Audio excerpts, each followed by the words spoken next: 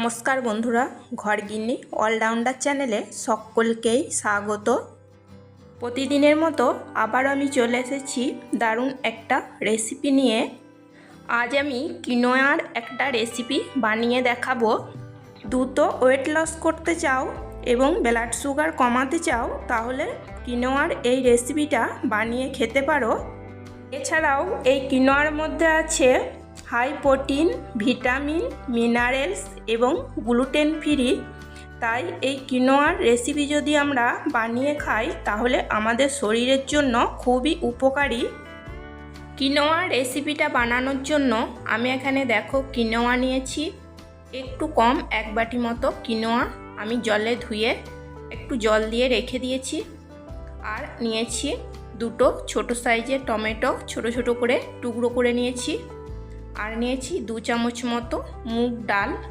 মুগ ডালটা আমি ভাজা মুগ ডাল নিয়েছি। আর নিয়েছি অল্প কিছু বরবটি। আর নিয়েছি একটা গাজর আর অল্প কিছু কারি পাতা নিয়েছি। কারি পাতাগুলোকে খুব ভালো করে জল দিয়ে ধুয়ে পরিষ্কার করে নিয়েছি। আর বরবটি এবং গাজর ধুয়ে নিয়ে বরবটিগুলো ছোট ছোট করে কেটে নিয়েছি আর গাজর কুচো করে কেটে নিয়েছি।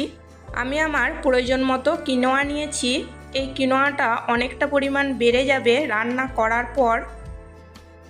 ওভেনে আমি একটা প্যান বসিয়ে দিয়েছি। প্যানের মধ্যে দিয়ে দিচ্ছি অল্প একটু সাদা তেল। 2 টেবিল চামচ মতো সাদা তেল আমি দিয়ে নিলাম। তোমরা চাইলে এর থেকেও কম তেল দিয়ে বানিয়ে নিতে পারো। তেলটা একটু ভালো করে গরম করে নিচ্ছি। এটা বানাতে খুব একটা তেলের প্রয়োজন হয় না।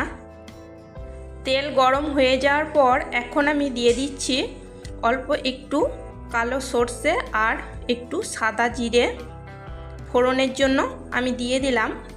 এখন একটু নাড়াচাড়া করে ভেজে নিচ্ছি।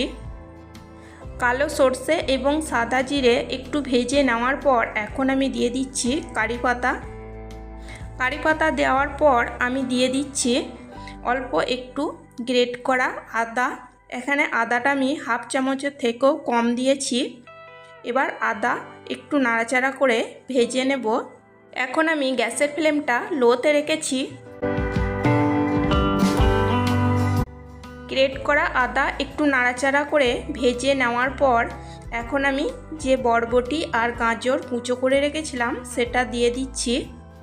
আমি এখানে যতটা পরিমাণ কিনোয়া নিয়েছি সেই অনুপাত আমি গাজর আর বরবটি নিয়েছি। তোমরা যে পরিমাণ কিনোয়া নেবে সেই অনুযায়ী গাজর এবং বরবটি নিয়ে নেবে। গাজর এবং বরবটি আমি একটু নাড়াচাড়া করে ভেজে নিচ্ছি। কিনোয়ার এই রেসিপিটা একাদশী উপোস বারের দিনও বানিয়ে খেতে পারো। অনেকের আবার ভাত খাওয়া যাবে না এবং রুটি খেলেও সমস্যা হয়, তারাও কিন্তু কিনোয়ার এই রেসিপিটা বানিয়ে খেতে পারো। এটা খেতে খুবই ভালো হয় এবং খুবই টেস্টি হয়। দেখো বন্ধুরা, গাজর এবং বরবটি আমি একটু নাড়াচাড়া করে ভেজে নিয়েছি। খুব বেশি না, আমি অল্প করেই ভেজে নিয়েছি। এখন আমি দিয়ে দিচ্ছি 2টো চেরা কাঁচা লঙ্কা। আমি কিন্তু আগে শুকনো লঙ্কার ব্যবহার করিনি, তোমরা চাইলে করতে পারো। আর দিয়ে দিলাম টমেটো। যে টমেটো দুটো আমি কেটে রেখেছিলাম সে দুটো দিয়ে দিলাম। টমেটো এবার একটু নাড়াচাড়া করে নেব, খুব বেশি না, একটুখানি নরম হয়ে যাওয়া পর্যন্ত অপেক্ষা করব।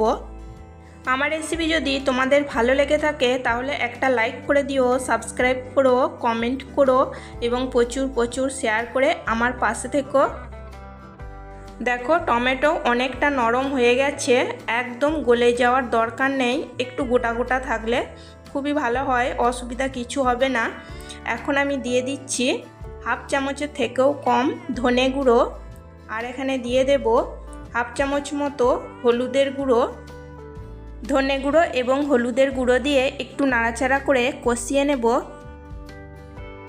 ধনে গুঁড়ো এবং হলুদের গুঁড়ো দিয়ে খুব ভালো করে আমি নাড়াচাড়া করে কষিয়ে নিয়েছি।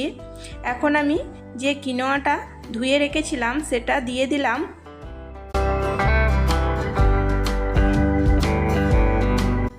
কিনোয়া দিয়ে দেওয়ার পর এখন আমি যে 2 চামচ মতো ভাজা মুগ ডাল নিয়েছিলাম সেটাও আমি জল দিয়ে ধুয়ে নিয়ে দিয়ে দিলাম।